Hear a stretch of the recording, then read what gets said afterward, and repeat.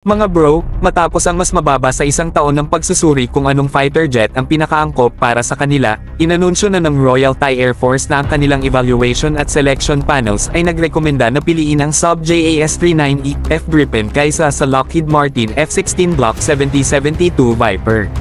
Matindi ang naging labanan ng mga fighters na ito, pero tila mas nanag ang kakayahan ng Gripen na makapagbigay ng mas flexible at advanced na air defense capability para sa Thailand.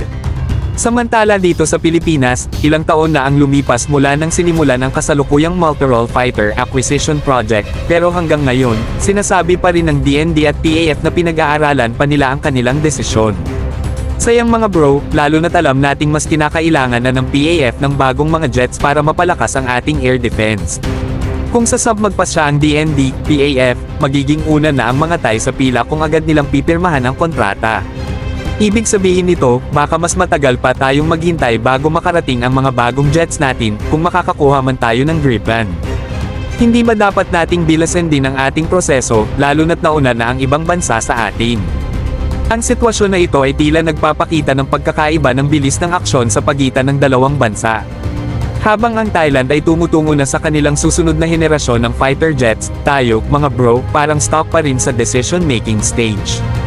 Nakakalungkot isipin na habang nag-iisip pa tayo, may mga ibang bansa na nagmo-modernize na ng kanilang Air Force. Nandyan pa rin ang posibilidad na makuha natin ang Gripen, pero hindi ba mas maganda kung nasa unahan tayo ng pila?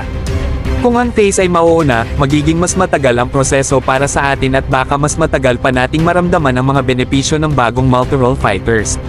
Kaya naman, mga bro, oras na para kumilos ng mabilis at tiyak.